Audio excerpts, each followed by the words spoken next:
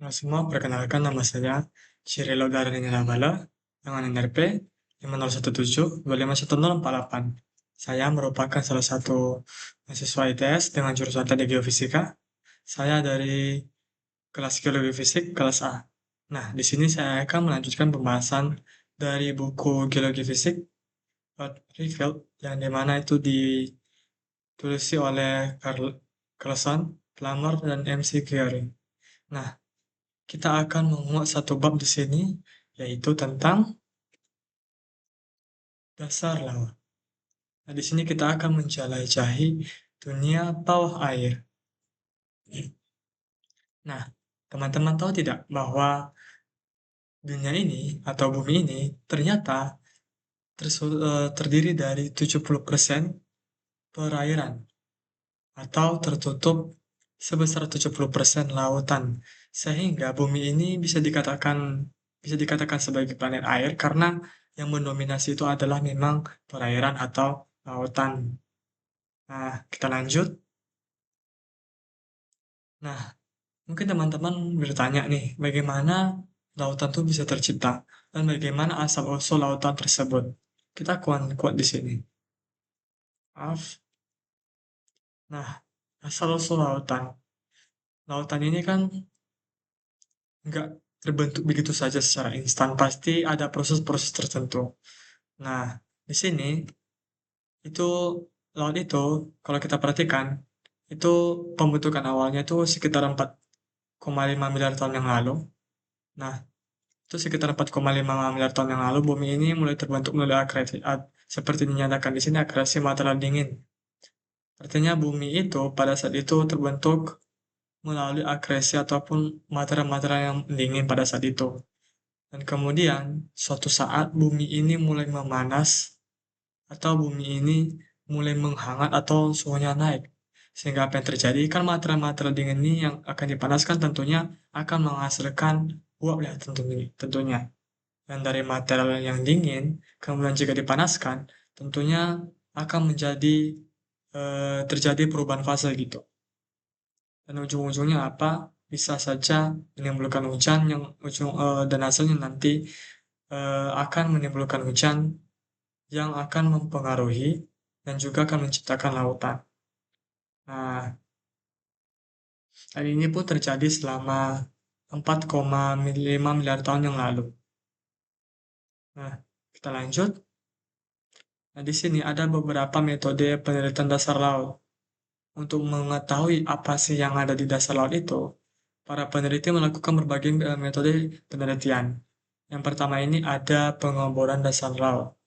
Nah, tentunya ini nggak asing, itu pengeboran. Pengeboran ini kan biasanya sering dilakukan di darat. Untuk mencari apa ya? Tentunya untuk mencari material-material yang diinginkan. Misal seperti pengeboran minyak yang diinginkan itu adalah, ataupun yang dicari adalah minyak. Pengeboran atau tambang emas, sebab mencari adalah emas. Nah, sama juga dengan yang laut, ini dapat dilakukan dengan pengeboran dasar laut. Tujuannya untuk apa? Untuk menganalisis batuan-batuan yang terkandung di dalam lautan. Dan fun fact-nya teman-teman, lautan itu bisa dikatakan sebagai lebih ke samudra. Nah, ataupun lautan. Nah, di situ kan kalau kita perhatikan ada kerak benua, ada kerak samudra lah ya. Yang dimana kerak samudra ini bisa dikatakan mafic ataupun itu tersusun dari material-material seperti magnesium dan besi. Dan ini lempengnya ataupun kerak samudra ini sifatnya itu lebih padat dibandingkan kerak benua dan itu lebih tipis dibandingkan kerak benua. Dan itu mengandung lapisan mafic ataupun lapisan yang mengandung magnesium dan juga besi.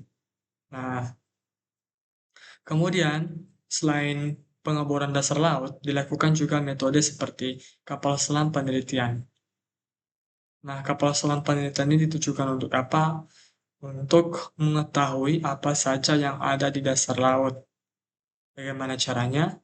Ya tentunya kapal selamnya akan memotret atau mengamati atau mengambil sampel langsung dari dasar laut tersebut. Oke, nah contohnya seperti yang di sini. Seperti kapal selam Alvin yang membawa geolog ke dalam kedalaman 4.000 meter. Tentunya ini tekanannya cukup besar, sangat besar pun, untuk mengamati dan memotret serta mengambil sampel secara langsung. Sampel apa yang kalian ambil? Ya sampel dari dasar laut, seperti sampel dari batuan, sehingga batu tersebut diidentifikasi, dianalisis, sehingga kita dapat mengetahui bagaimana sih struktur batuan ataupun kandungan-kandungan dari dasar laut tersebut. Nah, kemudian adalah teknologi sonar. Nah, teknologi sonar ini tidak terdengar asing dari kata-katanya sendiri, teknologi sonar. Artinya ini berhubungan dengan teknologi menggunakan gelombang suara. Nah, ini nanti menggunakan gelombang suara untuk mendeteksi berbagai macam hal di dasar laut, seperti struktur laut, struktur dasar laut, kemudian ada juga pemetaan dasar laut, dan itu hasilnya nanti akan menghasilkan citra ataupun gambaran dasar laut yang tinggi, dan lain sebagainya. Dan satu hal lagi itu tentunya dapat mengukur kedalaman dari titik permukaan laut sampai ke dasar laut tersebut. Nah, hasilnya digunakan untuk apa? Ya tentunya ini digunakan untuk mendapatkan hasil bagaimana sih struktur dari dasar laut tersebut. Ini nanti hasilnya dalam bentuk hasil kayak mirip di scan gitu, sehingga hasilnya itu dapat berupa gambaran dengan detail yang lebih tinggi. Nah, sekarang kita lanjut. Nah, kita akan membahas tentang dasar laut itu sendiri. Tapi kali ini kita lebih ke strukturnya. Nah, di sini struktur laut seperti dapat dilihat di sini kan terbagi ke berbagai macam. Kita akan bahas satu-satu. Yang pertama itu ada rak kontinen ya. Yang ini. Nah, rak kontinen itu area landai yang di dekat tepi laut di sini. Yang ini. Rak kontinen itu bisa dibilang sebagai platform laut dangkal atau daerah laut yang dangkal. Itu kedalamannya itu berkisar antara 100 sampai 200 meter. Nah, kemudian setelah selesai, lanjut ke ada lereng benua atau lereng kontinen. Lereng kontinen itu bisa dikatakan kelanjutan dari kontinen hanya saja dia itu kemiringannya lebih bisa dikatakan lebih curam. Seperti di sini itu sudutnya 4 sampai 5 derajat. Dan ini nanti akan menghubungkan ke dasar laut yang dalam. Nah, ini adalah kontinental, ini lereng benua. Dan kemudian sistem peninggian dan sampai ke nanti dasar laut yang dimana ada kulit samudra ataupun kerak benua. Ini kerak samudra. Nah, kemudian ada lembah bawah laut. Nah, selain dari kerak benua ataupun rak benua dan juga apa tadi? Selain adanya rak kontinen ataupun rak benua dan dengan lereng kontinen ataupun lereng benua, ada juga yang namanya lembah bawah laut yang ini. Lembah itu tidak hanya ada di daratan ya teman-teman, tapi juga ada di bawah laut. Nah, lembah yang di bawah laut itu gambarannya seperti ini. Nah, itu seperti mirip seperti bentuk V, itu yang melintasi atas kontinen.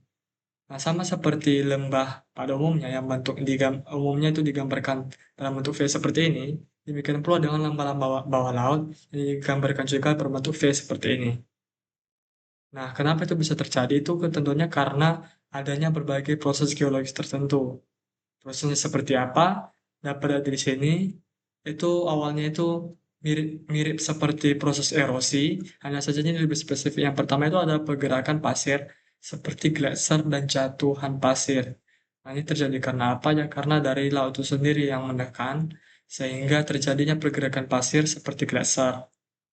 Kan laut itu kan enggak diam saja, tetapi ada aliran-aliran tertentu. Sehingga terjadinya yang namanya erosi dan ujung-ujungnya menimbulkan lembah bawah laut. Kemudian ada arus dasar yang bergerak naik turun. Nah, sama yang seperti saya sebutkan tadi bahwa laut ini tidak statis, tetapi dia itu terus bergerak. Nah, hasil dari pergerakan ini tentunya akan melakukan pengikisan ataupun erosi pada daerah rak benua ini sampai ke lereng benua ataupun rak kontinen dan juga lereng kontinen. Ujungnya apa? Menghasilkan lembah bawah laut. Nah, kemudian ada arus keruh yang mengalir turun yang menuruni lereng. Nah, arus keruh ini adalah arus ataupun berupa aliran deras yang terbentuk karena adanya longsoran ataupun gempa bumi, yang dimana nanti efeknya adalah endapan-endapan seperti lumpur, pasir itu terbawa oleh arus sehingga itu tersuspensi dan ujung-ujungnya juga akan menciptakan lembah bawah laut seperti ini. Nah, kita lanjut ke arus keruh yang tadi. Nah, sama seperti saya sampaikan sebelumnya itu arus keruh itu seperti arus aliran yang dimana itu mengandung beberapa material yang terjadi karena adanya gempa bumi ataupun longsoran sehingga itu akan membawa pasir ataupun lumpur yang tersuspensi dan juga akan bisa menimbulkan lembah lembah bawah laut. Nah, ke sini itu arus cruise itu adalah massa besar air yang mengandung sedimen, betul-betul. Nah, itu ditarik ke bawah oleh karena gravitasi. Nah, ini juga sebenarnya dipicu oleh beberapa hal seperti longsor ataupun gempa bumi. Nah, sehingga nanti ini mengalir turun ke lereng kontinen yang ini tadi. Ini lereng kontinen. Nah, kemudian itu akan mengalir turun sehingga berhenti di dataran abisal. Nah, dataran abisal itu bisa dikatakan sebagai dasar dari laut ya teman-teman. Nah, kemudian ada pemicu. Nah, pemicunya itu seperti saya sampaikan tadi, itu pemicu adalah gempa bawah laut, ada longsoran, badai permukaan, ataupun banjir sungai yang memicu arus keruh. Nah, kemudian alirannya itu cukup cepat ya teman-teman, itu sekitar 15 sampai 60 km per jam. Ini membawa apa? Membawa pasir, membawa lumpur, sehingga itu nanti mengendap, membentuk sedimen, dan itu nanti jumlahnya cukup besar. Nah, hasilnya adalah endapan itu berupa sedimen yang mengendap di dataran abisal, dan di mana sedimen-sedimen ini nanti akan berkumpul di suatu tempat di mana sudah dikatakan sudah mencapai titik stabilnya, sehingga endapan-endapan sedimen akan berkumpul di situ. Nah, contohnya nyatanya itu terjadi ketika adanya gempa bumi pada 1929, yang dimana itu terjadi dengan memutuskan kabel bawah laut secara berurutan. Ini terjadi selama 13 jam ya teman-teman. Dan ini menunjukkan bahwa kecepatan dan kekuatan arus keruh itu ya cukup luar biasa. Sama seperti saya sampaikan tadi sini itu 15 sampai 60 km per jam. Ini ya berarti arus keruh ini sifatnya destruktif ataupun sifatnya itu merusak ataupun menghancurkan. Nah, sekarang kita lanjut ke margin benua pasif dan aktif. Nah, margin benua aktif, pasif dan aktif itu bisa dikatakan sebagai apa ya? Tepi benua istilahnya, pinggiran benua yang pasif dan aktif. Nah, di sini ada dua, ada yang pasif sama aktif. Nah, kalau yang pasif ini itu dari kata-katanya ke aja kan pasif, artinya itu tergolong statis ataupun agak diam. Dan ini ditemukan di pantai yang secara geologis itu tenang ataupun bisa dikatakan sudah cukup stabil. Sehingga tidak adanya gempa bumi ataupun gunung berapi ataupun gunung laut lah istilahnya. Dan ini itu mencakup landasan kontinen ya teman-teman. Ada lereng kontinen, ada punggung kontinen, ada juga dataran abisal pada kedalaman sekian. Nah, kata kuncinya tadi tepi benua Pasifik itu statis ataupun diam. Nah, kemudian ada tepi benua aktif. Tepi benua aktif ini artinya bergerak ataupun dia itu dinamis.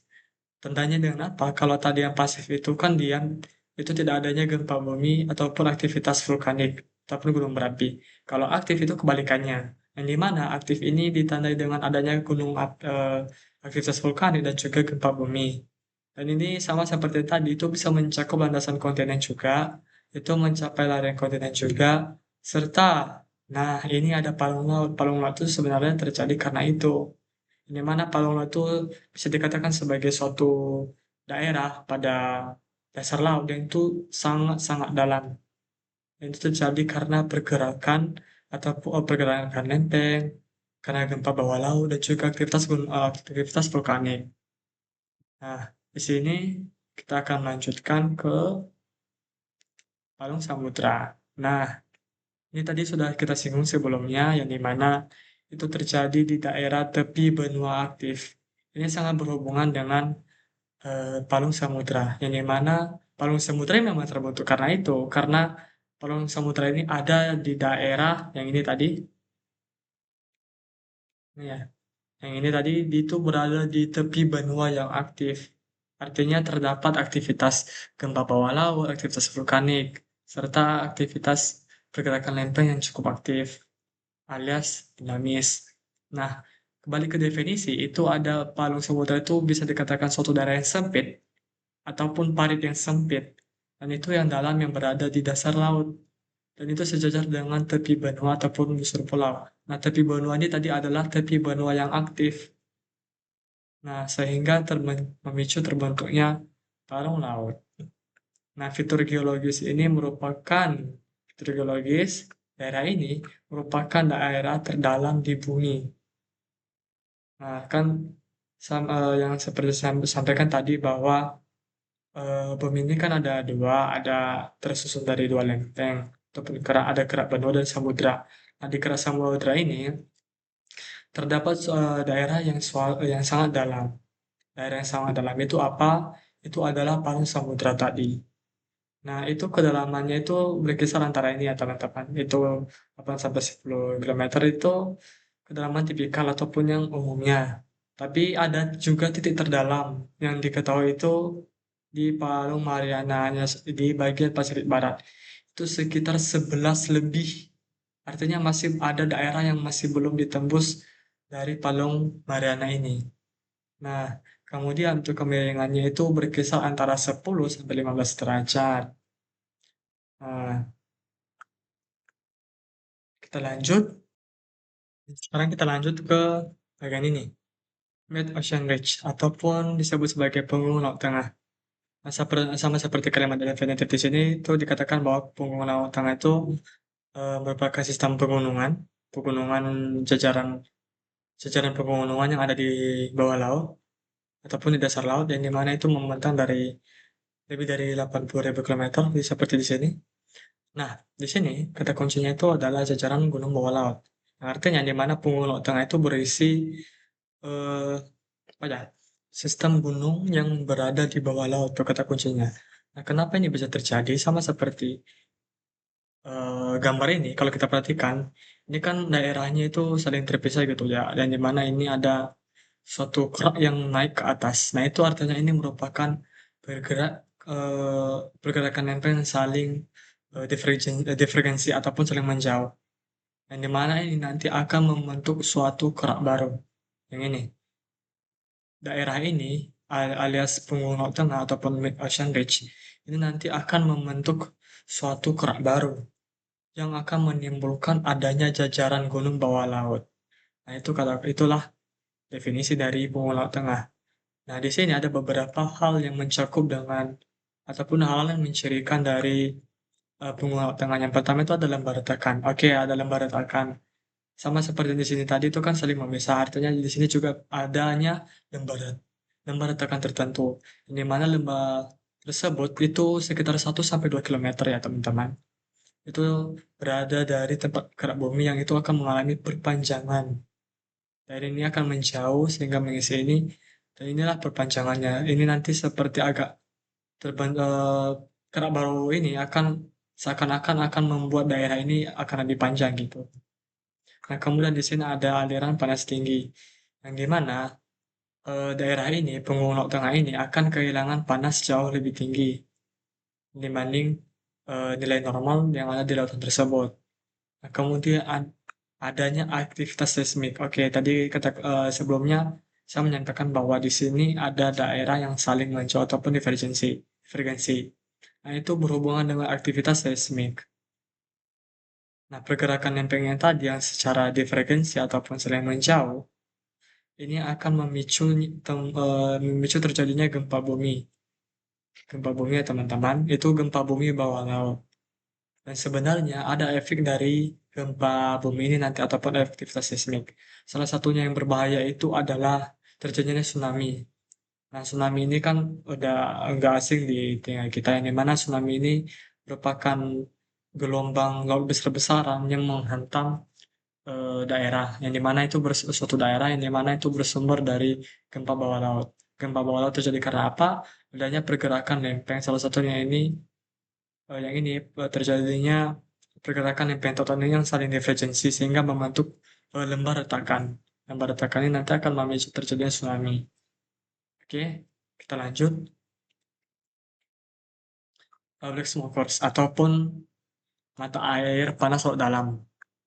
Nah, ternyata mata air panas itu juga ada di laut dalam ya teman-teman. Nah, itu terjadi karena apa ya? Tentunya kan di dalam material di bawah kerak bumi kan ada suatu lapisan ini mana itu asonasfera ya teman-teman. Itu mengandung eh, eh, itu di daerah tersebut yang dimana kan itu semakin dalam tuh itu memiliki suhu yang cukup tinggi yang dimana itu tentunya akan mengandung magma. Nah, dari sini nanti mata air panas ini itu adanya di lembah retakan punggung laut yang tadi, punggung laut yang ini tadi. Nah, di daerah sini tentunya pasti ada mata air laut yang panas. Nah, ini suhunya berkisar antara 20 derajat sampai 350 derajat. Nah, kemudian ini kan prosesnya kalau kita perhatikan tuh bersiklus ya teman-teman, ataupun kayak terus berulang gitu, yang dimana air laut yang dingin yang di atas ini akan ditarik ke bawah melalui retakan. Kan pada saat terjadi pergerakan lempeng kan itu seakan-akan terbelah gitu ya teman-teman, sehingga air laut yang dingin itu ditarik ke bawah melalui retakan. Kemudian air laut ini akan panas oleh magma tadi yang di bawah yang berada kedalaman segini.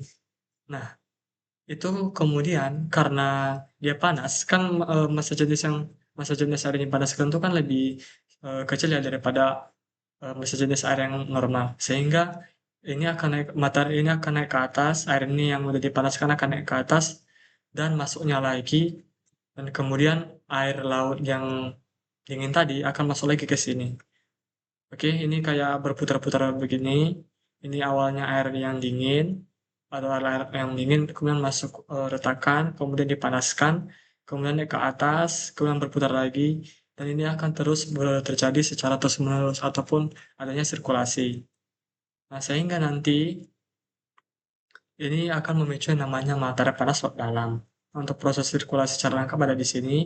Ini air dingin masuk melalui retakan, di kerak basalt, kemudian air bergerak horizontal menuju lembah retakan seperti ini.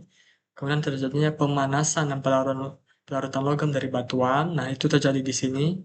Dan kemudian lautan panas muncul dari dasar laut yang ini, yang ada kata kunci bah. Nah, kemudian partikel sulfida logam akan dilepaskan ke air dingin. Oke, seperti itu sistem sirkulasinya. Ini mana ketika sirkulasi ini terus terjadi, atau ketika larutan panas yang kayak akan logam itu bersentuh dengan air dingin, terbentuk black smoke ataupun mata air panas laut dalam. Sehingga nanti itu akan menyebabkan gundukan sulfida logam teman-teman di sekitar mata air. Nah, seperti itu. Kemudian kita lanjut pada zona patahan dan gunung laut. Nah, zona patahan ini berhubungan dengan yang tadi, yang ini, mana ya? Punggung laut tengah, punggung laut tengah, yang ini. Nah, itu akan berhubungan dengan zona patahan dan gunung laut. Nah, tadi kan kita udah bahas sebelumnya kalau punggung laut tengah ataupun punggung samudra itu kan merupakan suatu daerah yang dimana terjadinya pergerakan lempeng terjadi secara divergensi, sehingga akan menimbulkan retakan ataupun retakan tertentu. Nah, begitu juga dengan ini, yang dimana itu zona patahan dan gunung laut itu berada di daerah punggungan laut tadi, punggungan samudra ataupun punggung laut tengah, di mana ada beberapa hal yang terjadi. Yang pertama itu ada zona patahan ataupun retakan, dan juga adanya gunung laut serta guyot. Guyot itu mirip gunung laut sih, tapi ada perbedaan tertentu. Nah, kita bahas dulu yang untuk zona patahan. Nah, zona patahan itu adalah, ya itu kayak suatu daerah yang memiliki kelemahan tertentu di daerah punggung laut, sehingga itu nanti akan membentuk tebing yang curam. Tebing yang curam. Tebing yang curam ini berhubungan dengan istilah palung. Nah, inilah nanti yang akan memicu terbentuknya palung laut. Kemudian ada gunung laut. Nah, di sini gunung laut ini itu berbentuk kerucut, teman-teman. Itu seperti di sini tingginya sekitar kurang lebih 1000 meter dan sebagian besar itu tidak aktif. Contohnya enggak ada yang beberapa yang aktif. Contohnya seperti Gunung Krakatau. Nah, itu merupakan gunung bawah laut yang ada di laut awalnya. Nah, kemudian ada Goyot. Nah, itu Goyot itu gunung laut juga, hanya saja itu berpuncak datar. Yang tadi kan ini gunung laut, ini kan bentuknya kerucut. Nah, kalau Goyot, gunung lautnya itu berpuncak datar. Nah, kenapa ini terjadi? Karena yang awal itu sebenarnya itu gunung lautnya itu berbentuk kerucut, hanya saja karena pengikisan oleh air laut yang tadi, yang bisa ditimbulkan karena beberapa faktor seperti arus keruh dan lain sebagainya, sehingga puncak yang ini tadi yang miring akan tersapu atau tererosi oleh gelombang, sehingga bentuknya seperti ini, guyot ataupun gunung laut yang puncaknya itu datar. Oke, nah sekarang kita akan melanjutkan lagi ke materi selanjutnya tentang, nah tadi kita kan udah membahas tentang dasar laut, nah sekarang kita akan melihat terumbu karang. Nah teman-teman, terumbu karang ini identik dengan arsitektur laut. Arsitektur itu kan itu mirip seperti suatu sistem bangunan gitu yang ada seperti yang kita lihat saat ini seperti bangunan rumah, gedung dan sebagainya. Tapi kalau di laut ada suatu rumah. Rumahnya itu bisa dikatakan itu memiliki bentuk yang sangat unik, yaitu terumbu karang. Ini gambarnya bisa dilihat. Terumbu karang ini merupakan tempat bagi hewan-hewan laut. Hewan-hewan laut itu dianggap sebagai rumah. Dan ini arsitekturnya sangat keren, itu karena kebesaran dari Yang Maha Kuasa yang menciptakan ini. Nah, terumbu karang ini merupakan punggung yang tahan gelombang, ataupun itu bangunan, ataupun suatu material yang tahan gelombang, teman-teman. Dan itu terbentuk dari, ya itu lebih ke kalsium karbonat ataupun kapur. Tapi kalau di sini lebih lengkap itu terdiri dari karang, ada alga, serta organisme berkapur. Nah, sebenarnya yang terumbu karang ini sebenarnya itu merupakan makhluk hidupnya teman-teman. Itu eh, awalnya itu terumbu karang itu merupakan hewan ataupun makhluk hidup itu yang awalnya berbentuk kecil dan itu melayang-layang bebas di udara. Dan kemudian saat dia besar, itu akan menempel ke suatu dasar yang ada di lautan dan itu nanti akan eh, menetap di situ sehingga dia dapat mencari makanannya sendiri. Dan itu diperoleh dari hewan-hewan laut yang hinggap padanya. Nah, di sini ada beberapa kategori terumbu karang. Yang pertama itu ada terumbu tepi, di mana terumbu tepi ini merupakan terumbu karang yang itu berbentuk meja dan itu akan langsung berhubungan dengan pantai. Itu kayak seperti ini, itu terumbu karang yang datar itu nanti akan berhubungan dengan akan terhubung dengan pantai. Dan ini biasanya ada dengan kelerengan curam ke perairan yang lebih dalam. Biasanya di area situ. Nah, kemudian ada terumbu penghalang. Ini merupakan sejajar dengan pantai, tetapi dipisahkan oleh laguna yang luas. Itu terumbu penghalang itu mirip, mirip seperti ini, teman-teman. Ini kemudian ada atol. Itu terumbu karang yang berbentuk lingkaran yang mengelilingi laguna. Dan itu dikelilingi oleh air dalam. Nah, tadi kan ini berbentuk lingkaran dan itu tentunya memiliki diameter ataupun jari-jari tertentu.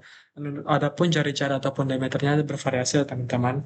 Itu sekitar 1 sampai 100 lebih kilometer. Wow, cukup jauh ya, cukup besar juga.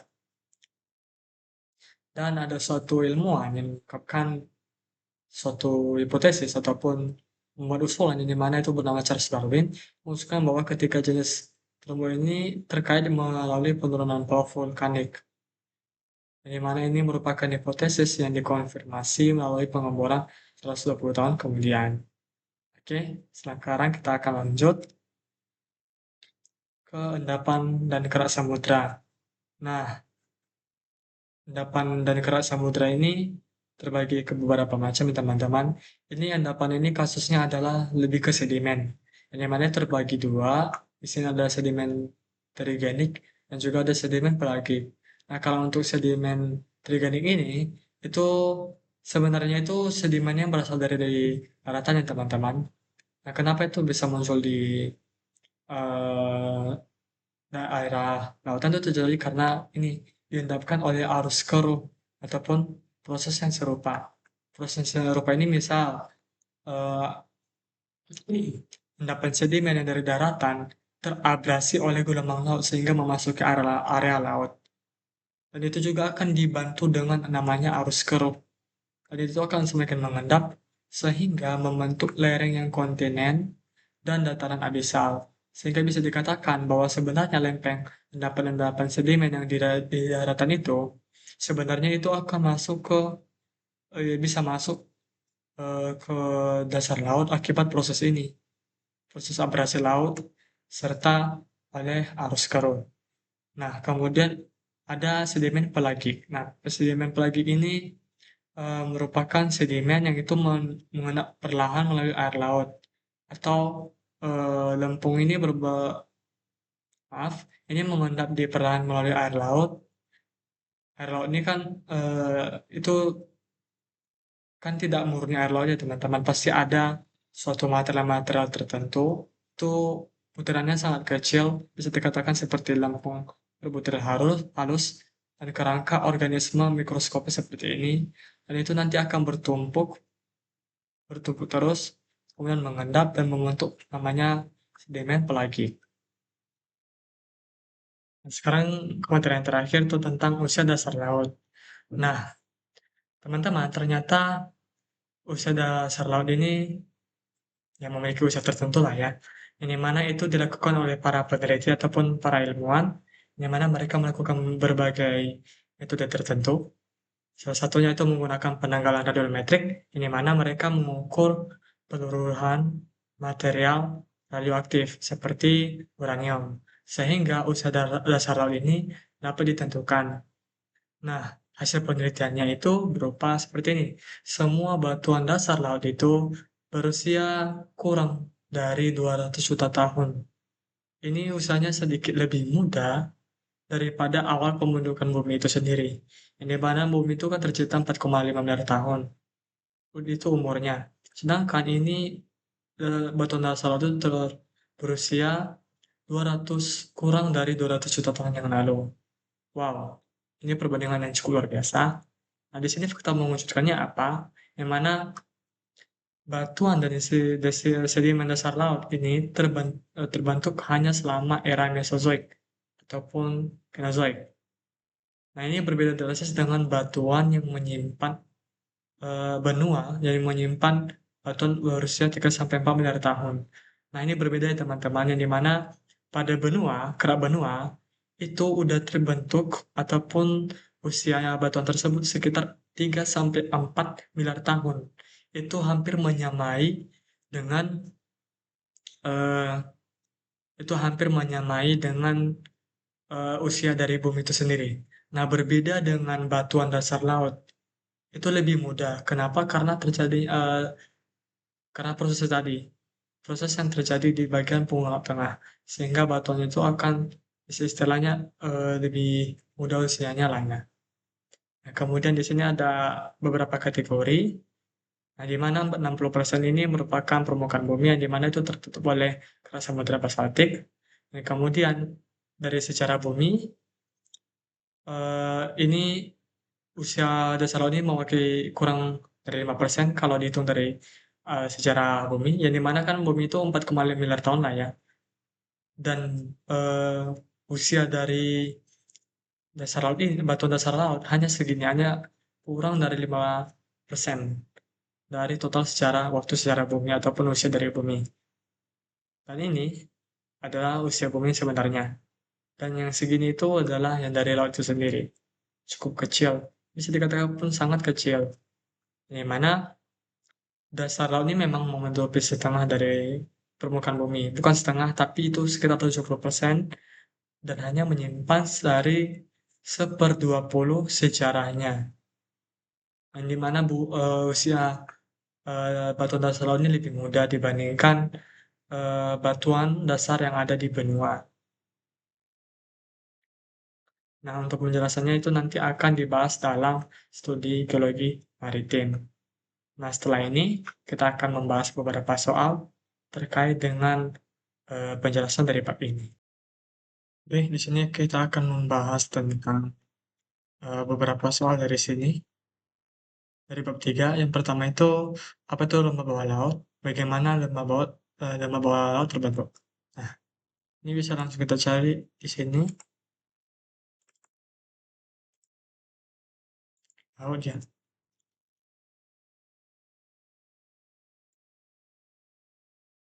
Nah, ini dia ada di halaman 60 ya teman-teman.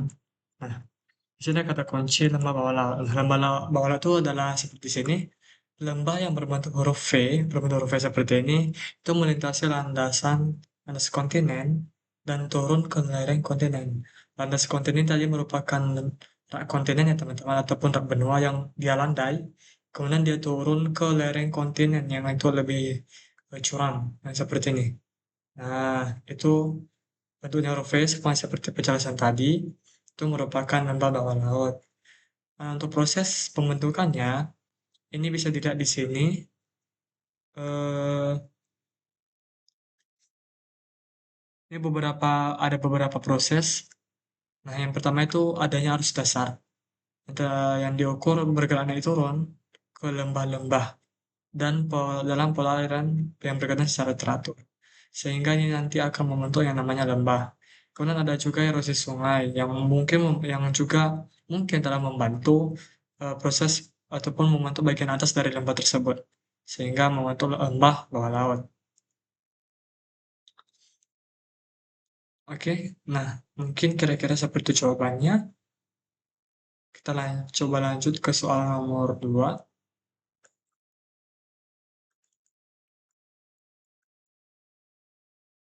Atau enggak deh, begini aja.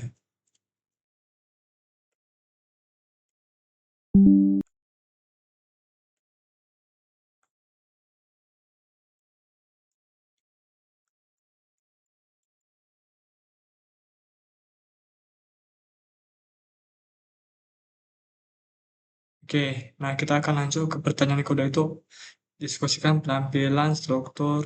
Oke, kalau untuk yang menggambar nanti saja dulu, kita akan cancel. Kita akan lanjut untuk jawaban yang sifatnya itu kualitatif. Nanti kita akan tunjukkan untuk penggambaran ini. Karena profil bintang dari punggung laut tengah, kita menunjukkan oke ini nanti dulu. Batas bawah, oke nanti. Nah, kita langsung ke nomor 5. Ini ada apa itu zona patahan? Menggambarkan hubungan antara zona patahan dan punggung laut tengah. Nah, kita cari dulu kata kunci di sini. eh, Zona patahan. Oke, zona patahan.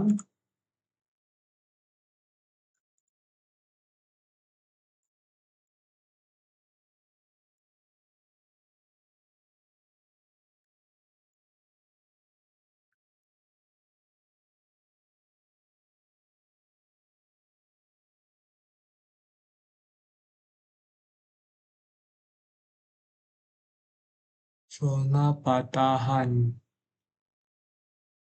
Zona patahan. Nah, oke. Di sini ada yang mendekati, ini mana itu zona patahan itu bisa dikatakan mirip seperti zona rata yang teman-teman, yang dimana itu merupakan garis kelemahan utama di kerak bumi melintasi laut, gunung laut, punggung laut tengah ataupun ada punggungan samudra dengan sudut laut itu hampir tegak lurus. Dalam punggungan laut tengah ini seringkali bergeser dan di banyak tempat melintasi zona patahan. Nah, zona patahan itu adalah zona di mana terjadinya retakan ataupun patahan yang disebabkan oleh pergerakan lempeng. Nah, untuk gambar darinya itu seperti ini. Oke. Nah, untuk prosesnya itu oke, kita lanjut ke sini tadi. Di sini ada digambarkan hubungan antara zona patahan dan punggungan laut tengah. Ini sangat berhubungan teman-teman. Ini mana justru di daerah punggungan samudra ataupun punggung laut tengah, disitulah terjadi yang namanya zona retakan dan juga zona patahan. Ini mana seperti dalam penjelasan sebelumnya itu sangat berhubungan. Ini mana di punggungan samudra terjadi pergerakan lempeng yang itu sifatnya divergensi ataupun saling menjauh sehingga akan membentuk zona retak dan juga zona patahan. Nah, seperti itu. Nah, sekarang kita lanjut di sini sketsa hubungan. hubungan pangkat. Oke, ini nanti dulu. Jelaskan dua asal-usul yang berbeda untuk lereng benua. Oh, yang ini tadi, lereng benua ya. Lereng benua.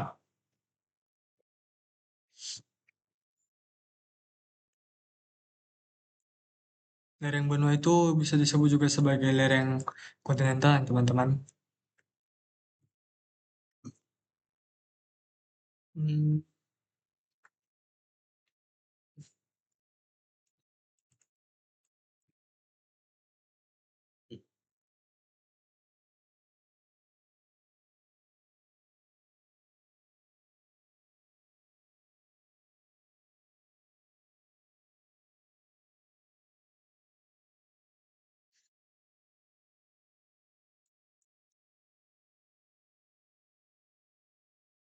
Hmm, oke, mungkin itu nih kita cek nanti. Nah, kita akan mencari jawaban yang asal sebelumnya. Di sini sudah muncul. Nah, kita akan menjawab dulu yang mana ya? Gambarkan profil melintang dari penghulu laut tengah yang menunjukkan adanya lembah apa ya? Lembah retakan. Nah, itu ada di halaman 59 teman-teman. Ini di sini. Nah, di sini ada gambar profil melintang dari punggungan utama seperti ini. Nah, ini punggungan utama teman-teman. Bentuknya seperti ini. Di sini ada palung juga, ada rak benua. Dan di sini ada yang miring ini itu namanya lereng kontinental ataupun lereng benua. Nah, di sini ada lembah yang ini tadi ada lembah retakan. Nah, ini bentuknya seperti ini. Nah, kemudian kita akan menjawab soal 4 itu gambarlah batas benua aktif dan juga benua pasif. Bahkan semua bagian. Nah, itu ada sebenarnya di sini teman-teman di halaman 59 juga. Nah, di sini ada beberapa label di sini. Yang pertama itu ada untuk margin benua aktif itu ada permukaan di sini teman-teman. Kemudian di sini ada rak benua itu yang landai. Kemudian ada lereng benua atau lereng kontinental yang merupakan lanjutan dari area rak benua. Dan ada peninggian dan juga ini merupakan bagaimana ini yang pasif ya teman-teman. Pasif untuk kedalaman perkiraan itu sekitar 5 kilometer dari permukaan laut. Nah, kemudian ada margin bola aktif. Nah, aktif itu kan tadi berbeda ya dengan yang pasif. Yang pasif itu kan tergolong statis atau diam. Ini mana tidak terjadi aktivitas pergerakan lempeng di situ. Nah, berbeda dengan margin bola aktif. Nah, di sini ditandai dengan adanya pada samudra ataupun bawah laut. Ini menunjukkan bahwa adanya pergerakan lempeng teman-teman ataupun aktivitas vulkanik ataupun adanya gempa di dasar laut. Nah, untuk perkiraan kedalamannya itu sekitar 5 kilometer. Ini sama juga dengan yang pasif tadi. Di sini ada beberapa keterangan label. Di sana ada kontinental, ada lereng benua, ada pada samudra ataupun disebut sebagai palung Mariana. Sorry, disebut sebagai palung laut. Nah, sebenarnya nanti gabungan dari margin benua aktif dan pasif itu adalah punggung laut itu sendiri ya teman-teman. Nah, seperti ini. Justru daerah-daerah ini ada karena adanya punggung laut. Oke. Nah, kemudian kita akan coba jawab soal nomor 8 apa itu arus kerup. Arus kerup. Sepertinya ada jawabannya tadi. Arus kerup. Oke, nah di sini harus kekurangannya. Ini harusnya arus kerup. Di sini, oke. Arus kerup itu adalah massa besar air, nah yang mengandung sedimen yang ditarik ke bawah oleh gravitasi. Itulah kata kunci dari arus keruh. Ini mana arus keruh ini mengandung beberapa material teman-teman itu berupa sedimentasi dan itu nanti dibawa oleh massa air ataupun air itu sendiri. Dan itu nanti akan mengalir di suatu tempat sehingga membentuk suatu daerah sedimentasi. Nah, seperti itu. Dan apa bukti bahwa arus keruh terjadi di dasar laut? Ada juga, nah ini buktinya ada di-mention juga di sini, ada disorot di sini. Nah, ini ada bukti tidak langsung ya. Sorry. Tidak langsung itu ini. ada beberapa bukti seperti bukti yang tidak langsung yang dimana itu memang terjadi di laut, tapi kalau bukti nyatanya itu berasal dari putusnya kabel bawah laut. Nah, teman-teman seperti yang kita tahu bahwa kabel laut ini ditanam di bawah laut ya teman-teman. Tujuannya untuk apa? Itu untuk menyambungkan koneksi internet. Nah, itu kabel laut ini bisa saja rusak. Itu karena beberapa faktor. Salah satunya itu arus keruhan. Dan ini adalah bukti yang dimana arus keruhan itu memang benar adanya. Dan kalau dalam kasus ini, itu putusnya kabel bawah ini adalah kabelnya itu menyangkut telepon dan telegraf. Oke, seperti itu adalah buktinya. Nah, kemudian kita akan mencoba menjawab soal nomor 9. Jelaskan penampilan dan asal-usul gunung laut dan goyot. Nah, di sini ada tadi gunung laut sepertinya ada.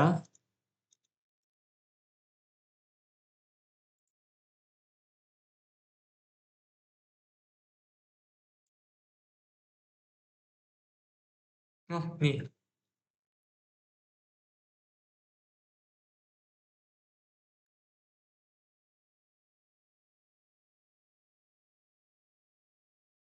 Eh, jelaskan penampilan dan asal-usul gunung laut dan goyot. Nah, ini kita akan fokus ke gambar ini. Ada apa definisinya nggak ya? Eh,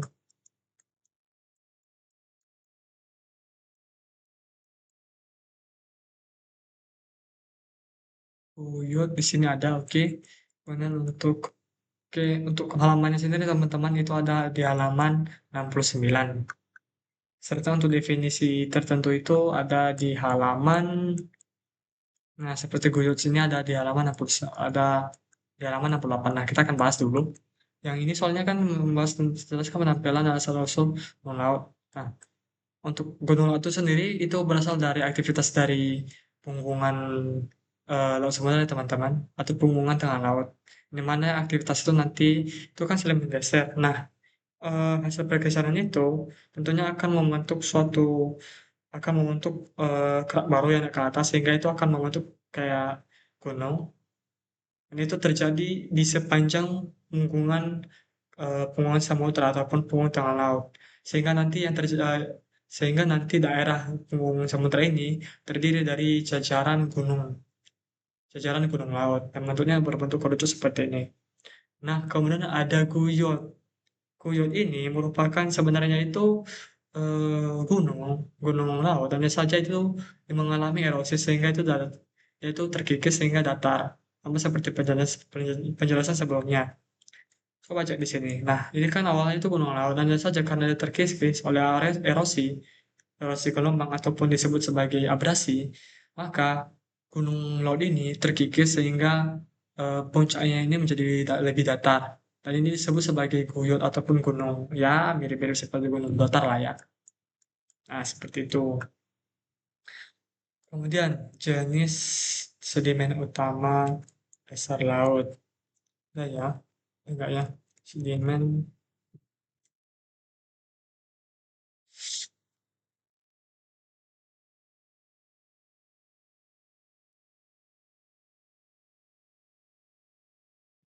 Oke, di sini kedua jenis utama sepertinya kita akan mengutipnya dari sini nih ada di halaman 56 lah ya. Di sini ada hmm,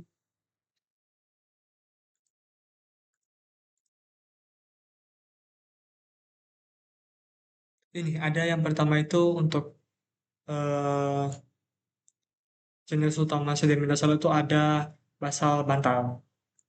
Nah, kalau untuk selanjutnya kayaknya ada nggak? Sedimen laut. Kita cari di sini sedimen laut.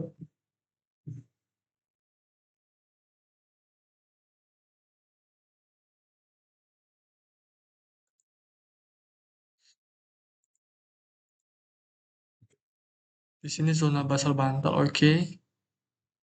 Satu lagi apa ya?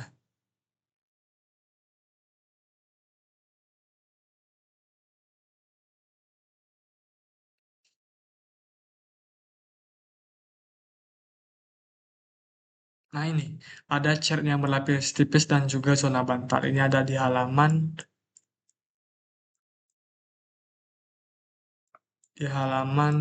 mana ya? Di halaman 72. Nah, di sini juga ada gambarnya sih. Nah, yang membentuk lapisan sedimen utama itu ada batu cat berlapis tipis, dan yang kedua itu ada basalt bantal, dan dike ataupun dike itu dike berlapis. Nah, itu adalah dua jenis utama sedimen dasar laut. Nah, sekarang kita lanjut ke bagaimana perbandingan usia batuan dasar laut dengan usia. Oke, ini ada di sini teman-teman di bagian akhir materi.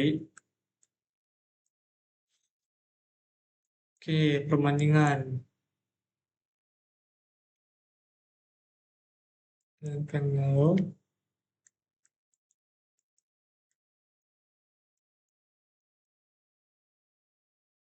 Oke, di sini bisa kita lihat ya teman-teman, perbandingan usia batuan dasar laut dengan usia batuan benua. Nah, di sini untuk usia batuan benua itu sekitar 3 sampai 4 miliar tahun, teman-teman. Sedangkan kalau untuk eh, batuan dasar laut itu umurnya sekitar kurang dari 200 juta tahun. Sehingga untuk perbandingannya itu adalah eh, bisa dibilang 1/20 dari sejarahnya dalam batuan dan sedimennya. Ini juga ada di PPT yang sebelumnya, yang ini. Nah, perbandingan antara eh, sejarah bumi ataupun batuan benua dengan batuan dasar laut. Nah, seperti itu. Oke, kita lanjut ke soal selanjutnya. Gambarlah penampang melintang dari terumbu karang tepi, terumbu. Oke, ini gambaran teman-teman. Kita coba cek dulu kalau ada di sini. Semisal nanti tidak ada, kita akan coba cari referensi tempat lain. Karang tepi. Terumbu karang tepi. Terumbu karang tepi. Oke, di sini udah ada ya teman-teman. Penampang. Gambar penampang melintang itu, kalau karang penghalang itu, oke, kita mulai dari karang tepi aja. Terumbu karang tepi. Nah, untuk gambar penampang melintangnya itu seperti ini, yang bagian A. Kemudian, kalau untuk yang B itu, terumbu karang penghalang, itu ada bagian B yang itu terpisah dari pulau oleh Laguna, yang ini. Dan kemudian itu yang terakhir ada terumbu karang atol. Itu terumbu karang yang berbentuk lingkaran atau bulat-bulat gitu. Nah, itu dengan adanya laguna di tengahnya. Coba cek. Nah, ada laguna di tengahnya seperti ini. Oke, sekarang kita akan lanjut ke soal selanjutnya. Apa ketebalan dan komposisi dari kerak samudra? Komposisi kerak samudra. Komposisi kerak samudra. Oke, ini tadi berhubungan dengan yang tadi lah ya. Untuk komposisi kerak samudra itu bisa diperhatikan di sini. Ini, nah yang pertama itu kan ada lapisan eh, sedimentasi. Itu ada batu berlapis, kemudian ada basalt bantal, ada dike berlapis. Kemudian kandungannya itu lagi ada intrusi kapro, ada seperti ini, intrusi kapro, dan juga batu ultramafik. Ini nanti merujuk pada bagian selanjutnya yaitu lapisan moho dan juga bagian mantar bumi. Nah, untuk batu ultramafik ini ya itu kandungannya adalah besi dan juga magnesium ya teman-teman. Dari ketebalannya sendiri itu 7 kilometer. Oke, kita lanjut ke soal nomor 14. 14 itu sebagian besar adalah kemungkinan berasal dari A. Proses di digasing dari bagian dalam bumi, dan B. Alur angkasa. Oke, asal usul laut, asal usul laut. Kita akan buat di situ. Oke, itu di page 2 itu halaman 56 kita cek di sini. Oke, untuk sebagian besar adalah kemungkinan berasal dari. Nah, kita cek di sini. Menurut teori yang diterima, sekitar 4,5 miliar tahun yang lalu bumi itu terbentuk akresi potongan-potongan kecil sama seperti penjelasan sebelumnya, yaitu eh, dan itu potongan kecil batu dan logam dingin yang mendingin matahari. Sering bumi tumbuh, suhu mulai meningkat dan bla bla bla meningkat. Kemudian melepaskan sejumlah besar uap air dan gas ke dalam bumi sehingga menutupi jadi air. Oke, kondensasi. Oke. Oke, di sini ada dua ya teman-teman. Itu yang menjadi masih perdebatan untuk saat ini. Ada juga mengenai peran tabrakan komet dan pembentukan lautan, di mana sumber es ekstraterestrial menghantam bumi pada secara awalnya, yang menyumbang sejumlah air signifikan. Nah, berarti eh, kalau untuk jawaban nomor 14 ini, sebenarnya jawabannya itu masih rancu ya teman-teman, karena ada beberapa teori di sini yang masih menjadi perdebatan sampai sekarang. Tapi yang pasti itu kalau berdasarkan apanya hasil analisisnya dari kan ada pembuktian dari peluruhan radioaktif itu lebih merujuk ke proses degassing dari bagian dalam bumi. Nah, seperti itu. Kemudian apa yang benar tentang landas kontinen atau lereng kontinen ya? Mana ya landas kontinen. Oke, landas kontinen kita cek itu ada di halaman 60. Landas kontinen. Apa yang benar tentang landas kontinen? Adalah platform bawah laut yang dangkal tepi benua. Oke, cek sini. Landas kontinen ada banyak di sini teman-teman. Hmm, urutan tebal. Oke. Langkah.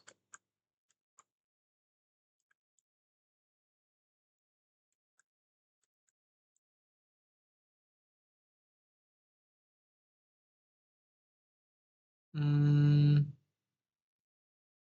itu merupakan bagian dari benua. Oke, kita kunci dulu. Landas kontinen. Oke. Oke, sini.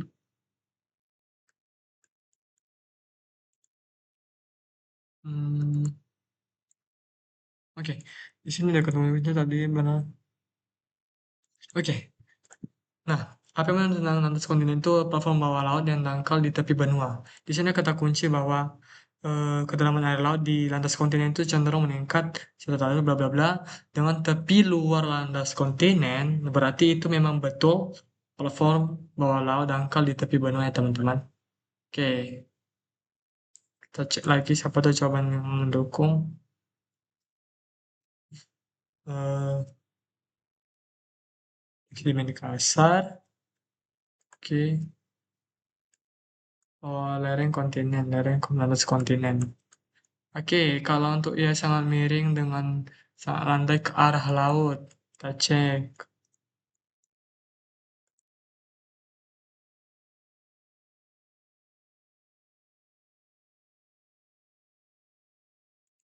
Kalau untuk yang berapa bervariasi masih belum ada di sini, teman-teman, kata kunci jawabannya. Orientasi kompleks.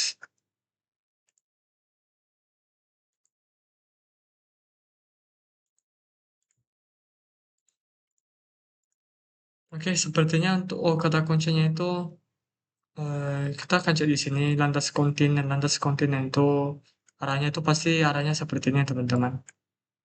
Landas kontinen, lereng kontinen, landas kontinen, lereng kontinen itu adalah ini, gerak di rak benua.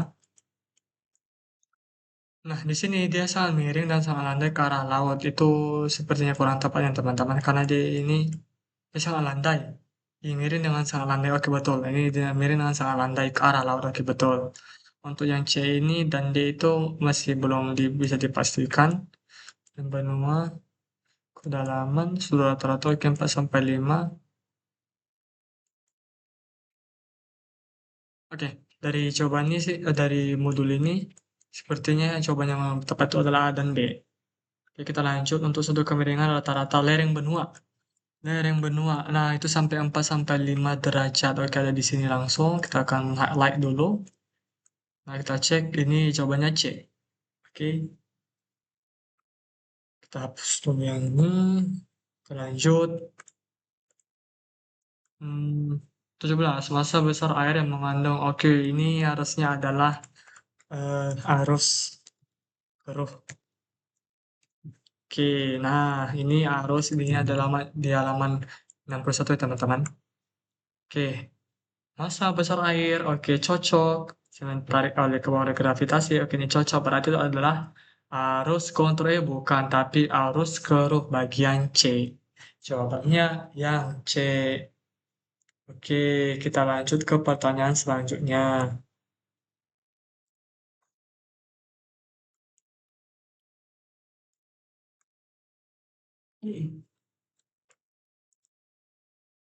Ini kita hapus dulu.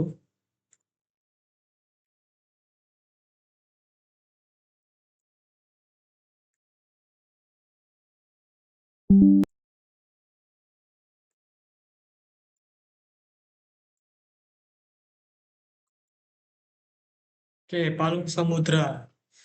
Cari kata kunci palung samudra. Palung samudra. Oke, palung samudra. Di sini adalah kita cek.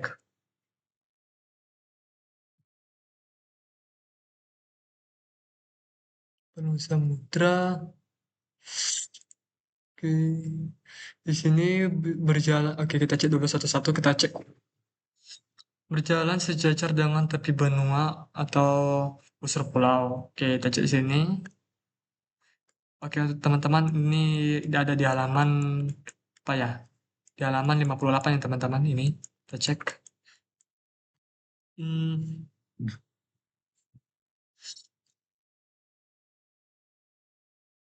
kedalaman 8 sampai 10 kilometer.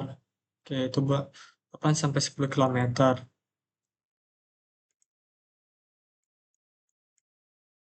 Oke, di sini udah ada. Ini adalah lembah sempit.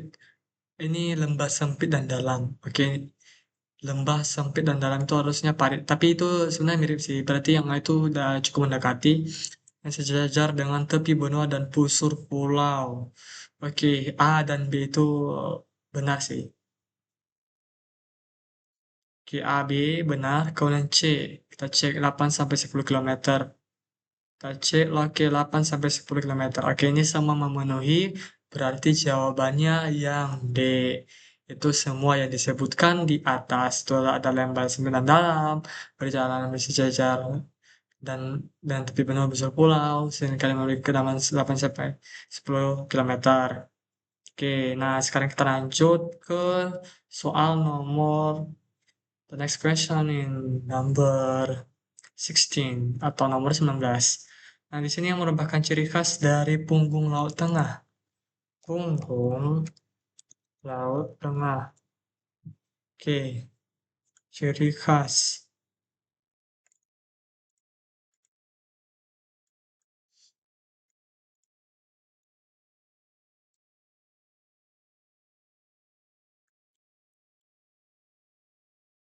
Lihat pembahasan secara spesifiknya.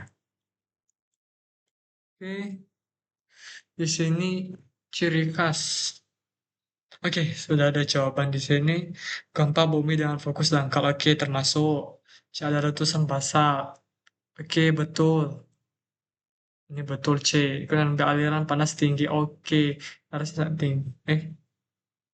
Ini bukan tinggi teman-teman. Harusnya itu aliran panas sangat tinggi. Tapi ini yang ini benar sih. Berarti ini harusnya juga benar. Berarti jawabannya itu adalah.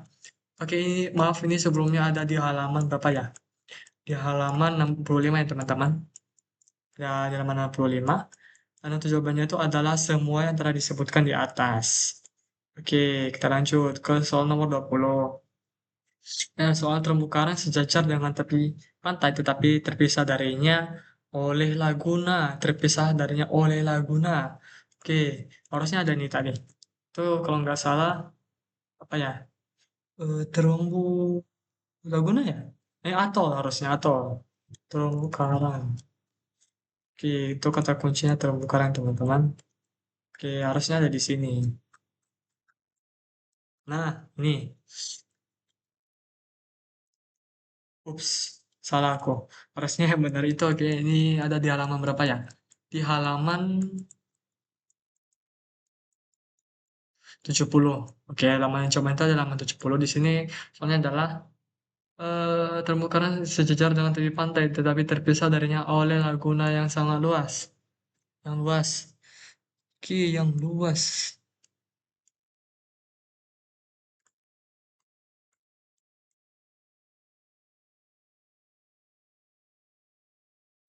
Oke, jawabannya yang ini. Terumbu karang terpisah dari pulau oleh laguna. Itu mirip dengan ini. Berarti jawabannya adalah terumbu karang penghalang. Bagian B. Dan untuk gambarnya adalah ini. Oke, kita lanjut ke soal nomor 21. Soal ini terakhir ya? Oh, bukan. Soal nomor 21 yang oke, di sini ada soal terkait sedimen lagi. Oke, langsung muncul. Yang lagi terdapat terdiri dari oke, lumpur berbutir halus. Lumpur berbutir. Kita cek dulu.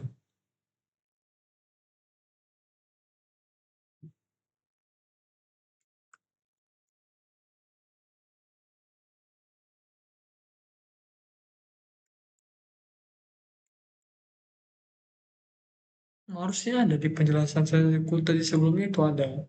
Harusnya ada ini.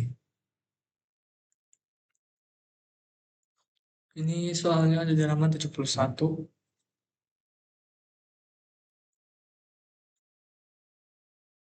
Hmm,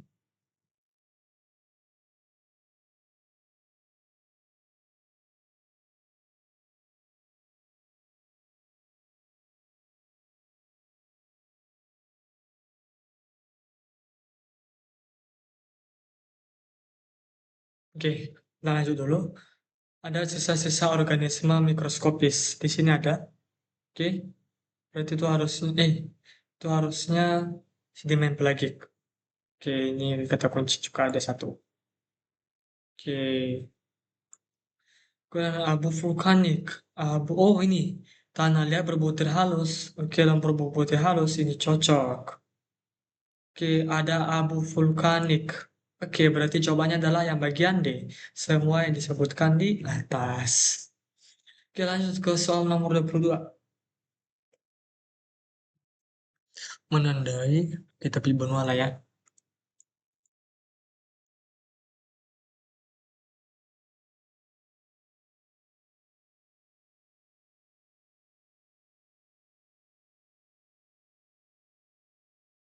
Oh, oke,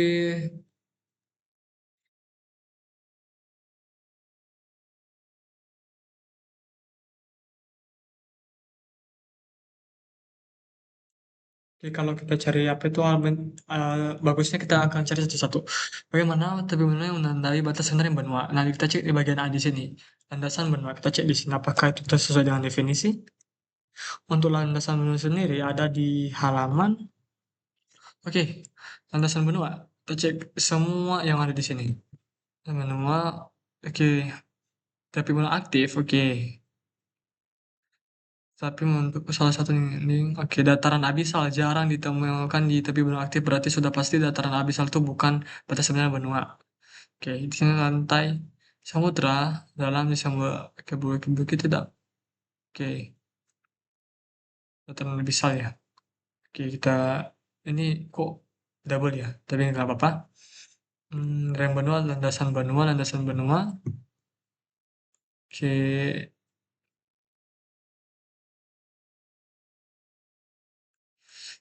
mana ya?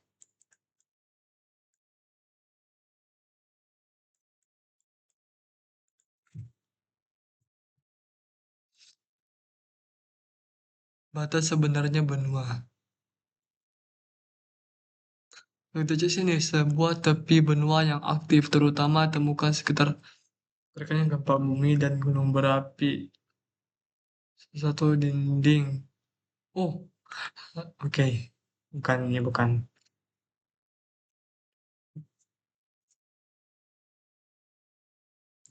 Berarti untuk batasannya itu harusnya di antara, kalau yang dari cobaan sini harusnya di antara landasan benua dan lereng benua harusnya. Tapi kalau zona abyssal itu pasti bukan, karena itu udah jarang ditemukan di tepi benua.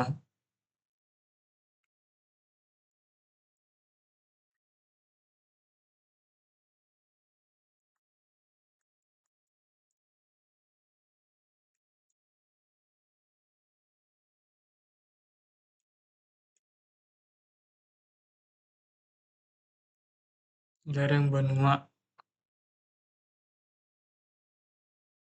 di tepi landas benua, oke.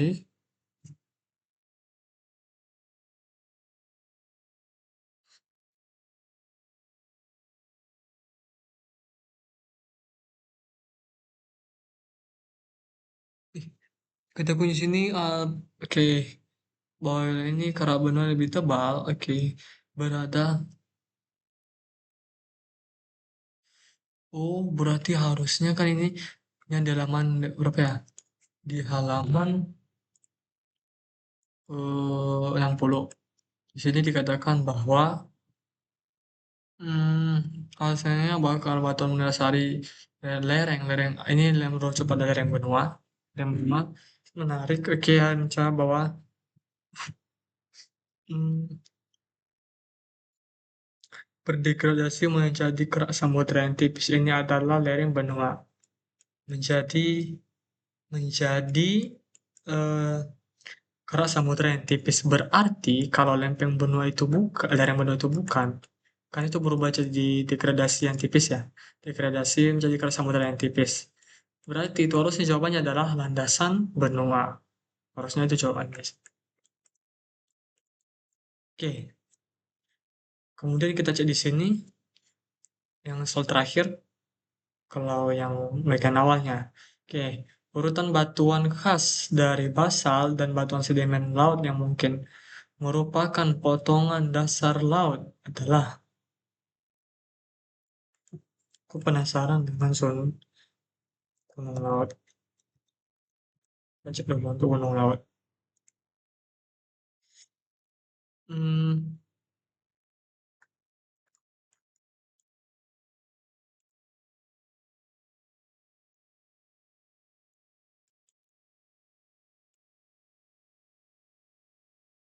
hmm, basal.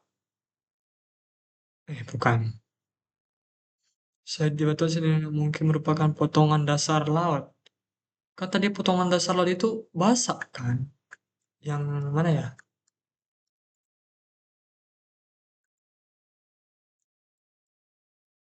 Harusnya ada di strukturnya tadi.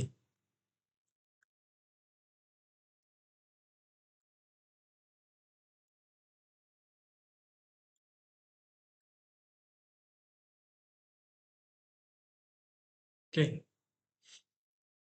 Nah, ini bahasa laut alias dasarnya sendiri. Oke, biar berarti itu, oke, ini kita kunci aja dulu cobanya, teman-teman. Kita akan cek yang untuk ophiolites. Oke,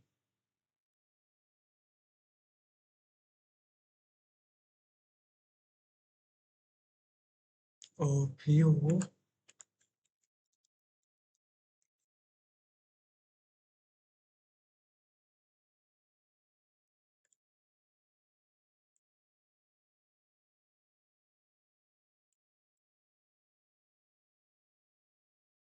feature tipis. Betul, guys. Yang mungkin potongan dasar laut. Di bawah batuan sedimen terdapat zona basal bantal. Kompleks, oke.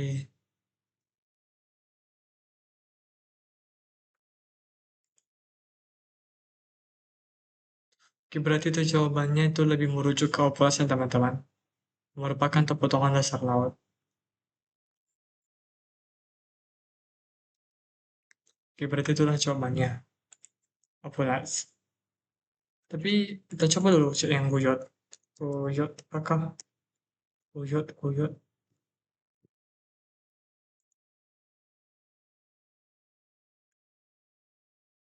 Guyot. Oke, berarti Guyot, Gunung Laut, zona patahan. Oke, kita cek dulu. Zona apa? Nggak mungkin lah. Berarti itu harusnya jawabannya adalah B. Ophiolites. Oke, nah seperti itu untuk pengerjaan soal yang ada di modul ini. Kita cek.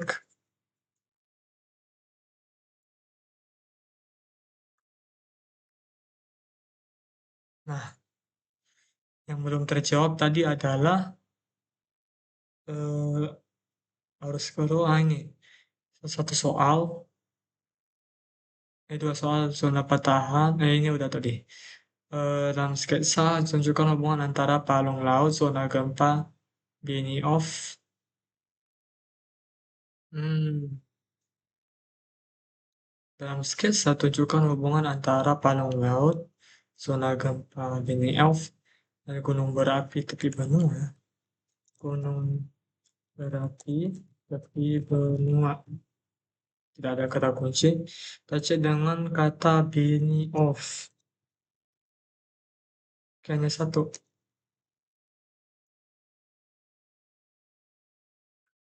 Oke, sepertinya jawabannya tuh enggak ada di modul. Kita akan coba cari referensi yang dari Google terlebih dahulu.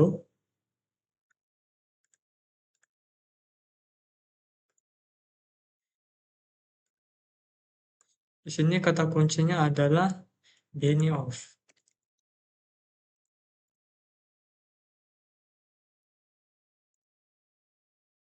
Palung laut,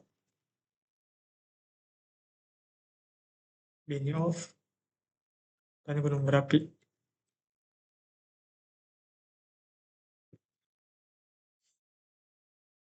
Oh, zona Wadati. Oh, itu zona Wadati. Tapi apakah di sini ada zona Wadati? Oke, tidak ada ya teman-teman. Berarti kita akan cari referensi di Google saja. Ini dalam sketsa saya tunjukkan hubungan antara palung laut. Oke, kita cari sini dulu palung laut apakah ada atau enggak. Kita akan coba hubungkan nanti. Cek, cek. Oke. Oh, ini ketemu. Bagian atas zona. Nah, kembali ke soal. Oke, nggak apa-apa. Kita cari untuk udah definisinya. Sebenarnya untuk sketsanya itu kayak pinita ini kita kunci dulu ini adalah dia ada di halaman 10 lah ya. Di page 10 enggak deh. Itu halaman 65. Oke, kita geser lagi ke soal apa ini tanya ya. Soal nomor 6. Teruskan satu tunjukkan hubungan antara padang laut, zona gempa Benioff, dan gunung berapi di tepi benua. Oke, hubungan antara padang laut. Oke, nah coba di sini perhatikan di sini. Oke, untuk sekedar informasi bahwa zona Benioff itu, zona Benioff atas gempa bumi bisa di sini itu zona seismik yang miring, yang menukik ke dalam bumi. Oh, itu zona yang menukik ya teman-teman itu kayak yang menunjang. Ini dirangkai oleh serangkaian gempa bumi juga, dan itu eh, terjadi pada kedalaman yang semakin dalam. Itu sering dengan semakin jauhnya posisi gempa dari Palu. Nah, oke. Sehingga kalau kita perhatikan di sini, hubungannya ini kita perbesar dulu yang ini. Lingkaran menol aktif.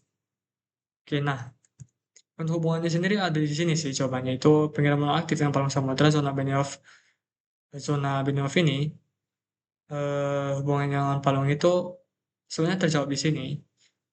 Yang mana itu zona yang terbentuk karena adanya serangkaian gempa bumi yang terjadi pada kedalaman yang sangat dalam, yang itu bergantung pada palung tadi. Nah, itu akan zona Benioff ini akan menunjam ke bawah, menukik, sehingga akan menimbulkan penaikan dari kerak benua, sehingga berat kerak benua itu naik ke atas, dan efeknya apa? Itu akan membentuk gunung berapi. Nah, seperti itu adalah hubungannya. Kalau untuk sketsanya itu, seperti ini. Ini palung laut, kemudian ini zona dunia gempa bumi menukik menukik kerak benua, terus kerak benua ini yang masih jenis lebih ringan naik ke atas, sedangkan yang masih kerak samudera yang masih jenis lebih besar menukik ke bawah, dan ini akan mendorong kerak benua ke atas. Efeknya apa? Menimbulkan gunung api. Nah, dan itu ini seperti yang dari referensi ini, itu yang terjadi pada kedalaman yang semakin dalam dan seiring dengan semakin jauhnya posisi gempa dari Palu. Nah, seperti itu. Nah, demikian pembahasan materi bab 3, yakni dasar laut, bab 3. Jika ada kesalahan saya dalam menyampaikan materi ini, saya mohon maaf dan saya ucapkan terima kasih.